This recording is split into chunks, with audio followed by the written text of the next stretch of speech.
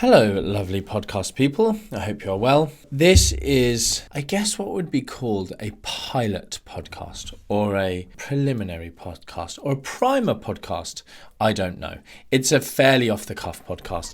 I just recorded an episode on what would you do if you had 1 hour a day, resistance training or walking for fat loss. And it reminded me of some studies around walking and the impact it has on individuals with regards to their NEAT and how some people stop moving as much in the other. Let's say you're walking around for an hour a day and you're asleep for 7 hours. The other 16 hours that you have in your day, you move around less. Some individuals, some people, it doesn't happen as much. Some people, it barely happens at all. Some people, that extra movement just leads to greater energy expenditure over the day. Those people are blessed, I guess is the word. And it just made me think of, it's just another instance of where we have these so between you and your friend, individual variances in our responses to food, in our responses to exercise. And so it's a super alluring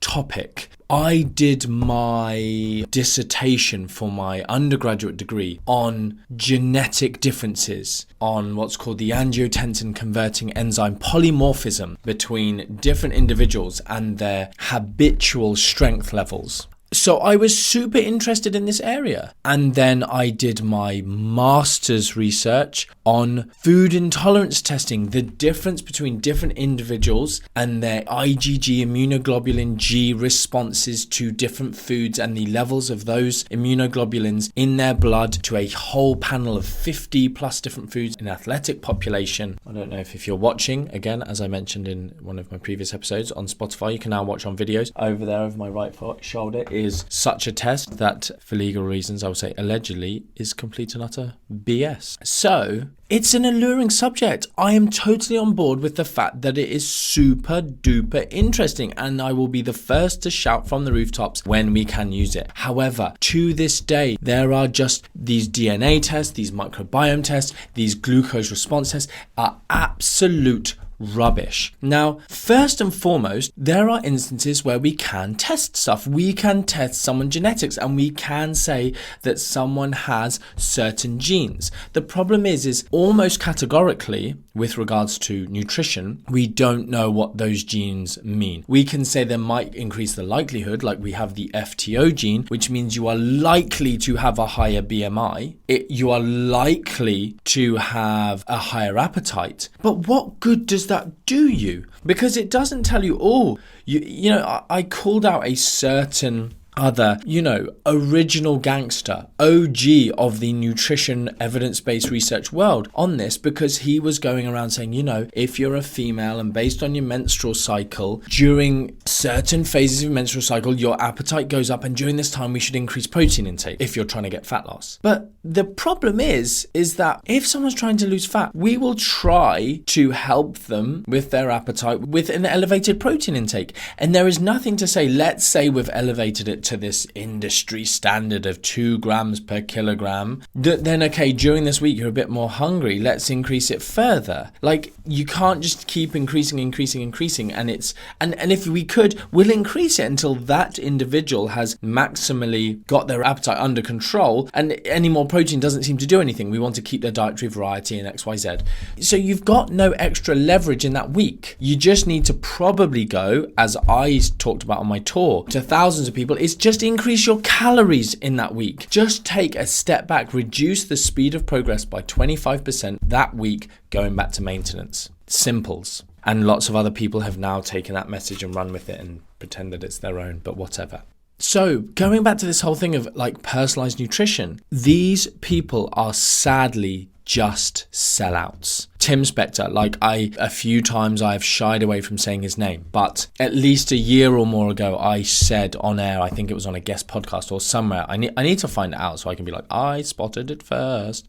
I knew he was going to sell out. I knew he was the next Tim Noakes. He's a professor who just maybe has got money hungry or I don't know, like Tim Noakes, I have actually got a bit of, is the word empathy, but understanding, sympathy. He had a personal revelation and his personal experience sent him off he went full potato and just forgot how to do science. But Tim Spector, I don't really know that he's had that instance. I think he's just money or fame hungry, or he's just a numpty. Like, he's a very intelligent man in his very specific, he's very knowledgeable in a very specific area, but he's then, or it's, what's the other word? What's the other phrase? What's the other? Savior syndrome or something? He thinks he's got all the answers. I don't know, but basically he's gone from having a very specific knowledge and then trying to apply it to a broad range of subjects of fat loss, which he doesn't have any particular specialism. He's never, as I understand, been a practitioner. He's never worked with hundreds of clients helping them. He's never studied nutrition in a broader realm, done dietetics, nutrition or anything like that. But all of a sudden he's telling people how to personalize their nutrition, and with basically a complete lack of understanding around energy balance. But is also making such silly absolutist claims in the media that I just believe he's selling out. He wants money. He's got a huge vested interest in biotechnologies. And I'm going to do a better podcast than this where I talk to you more about some of the studies that have been done, what they really showed. And it's a very similar story to the genetics studies and people going away and getting their DNA tested. And then, you've got these genes and therefore you should eat a little bit like this. And it always just ends up just going, eat less highly refined foods and eat more of these whole foods. And realistically, all of this blood glucose monitoring, all of this microbiome testing always comes back to this thing of like, nothing is actually being personalized. Even this is another one of my things, is like Tim Spector is very much, again, similar to Tim Noakes in the low carb crowd, in that there's a bit of an obsession around blood glucose, when there's nothing wrong with your blood glucose going up. If there was, we've got so much research on low carb versus low fat. In the low carb diet groups or low carb maintenance groups or low carb health groups, you get so much greater glucose excursions. There is so much greater area under the blood glucose curve because you are eating glucose in the form of any carbohydrates, whether they're whole grain or whether they're processed or ultra processed, whatever. And in the low carb groups, you're simply not eating carbohydrate. Therefore, you don't have big peaks and troughs of glucose. But there's no greater benefit for fat loss. There's no greater benefit for health. Basically keto would be the world's healthiest diet if glucose was bad for us. But yet we've got plenty of, like, Bueno et al. Is it Bueno et al? No, Bueno et al. Just shows us that, a year of going absolutely keto, low carb, whatever, plus or minus about 1 kilogram, the difference in your body weight with people just eating a,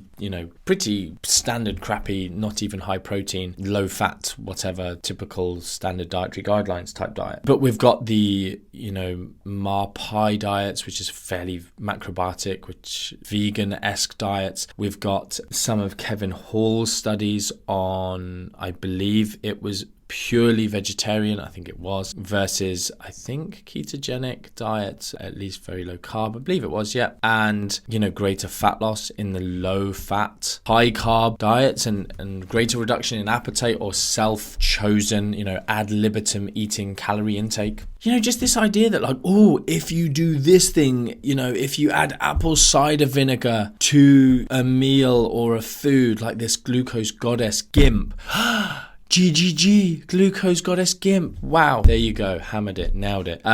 Lots of you have messaged me about her. Again, her and Tim Spector and any of these other, there's a big kind of massive circle jerk, although can you be in a circle jerk if you're a woman? I guess. I don't know. It's just a term. You know what I mean? I've got this visual. But she's part of the circle jerk of just, personalized nutrition, glucose excursions, area under the curve, glucose. Or if you have, what was one I saw recently? It was ridiculous. It was like spinach versus Nutella. And then she'd done her blood glucose response, and it was like, see, if you spread spinach on your rye bread, there's less glucose than Nutella. It was it wasn't that, for me maintaining my integrity, it wasn't that, but it was literally like butter. Again, I'm exaggerating, but it was literally something that had virtually no carbohydrate in it versus something that was a hugely carbohydrate based snack or meal or food. And it was like, look at the difference in the glucose curve. It's like, well, obviously, Gimp.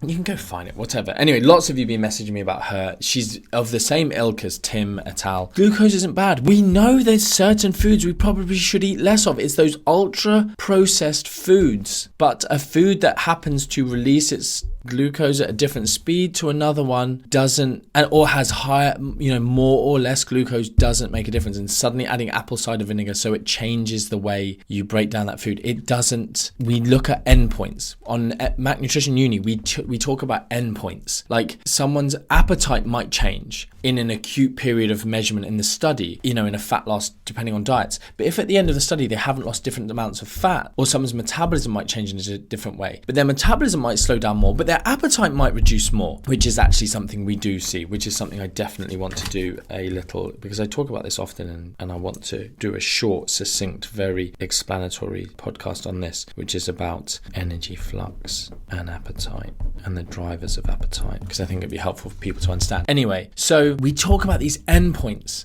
oh, look at the glucose, the difference here. It's like, we don't know that there's any benefit to that. Like, we need to wait until we know if there's a benefit, because right now we definitely do not know. And you might think, oh, that'll spike your blood glucose. It's like, that's not a bad thing. That's just a completely normal response to eating foods that we have been eating for thousands and millions of years. I'm not a historian. I'm not a paleontologist. Anyway, you get my point. Paleontologist, probably not that's what Ross is in Friends, right? I'm not an evolutionary biologist, but essentially since the dawn of man, we've been eating foods that contain carbohydrate, right? And they release blood glucose, and we have effective systems for managing once we eat them to increase the oxidation of it and the storage of it. And these morons saying that we need to personalize, like, you're not going to personalize based on every single food you eat. And even then, if you do personalize, you don't know what you're personalizing based on, because we don't have the endpoints. We just go, oh, you seem to release glucose differently to that person, but actually you release it differently today to how you did yesterday, or based on the food that you ate, or the fact that you did a walk today, or the studies on postprandial lipemia, which is like you do a walk yesterday and it changes your response to food today. Like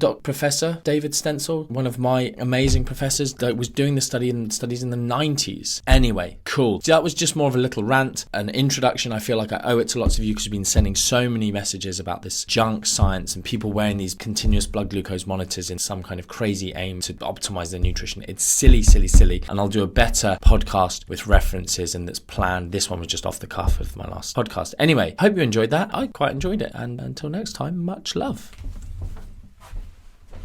I'm going to watch Big Hero 6 with my children now.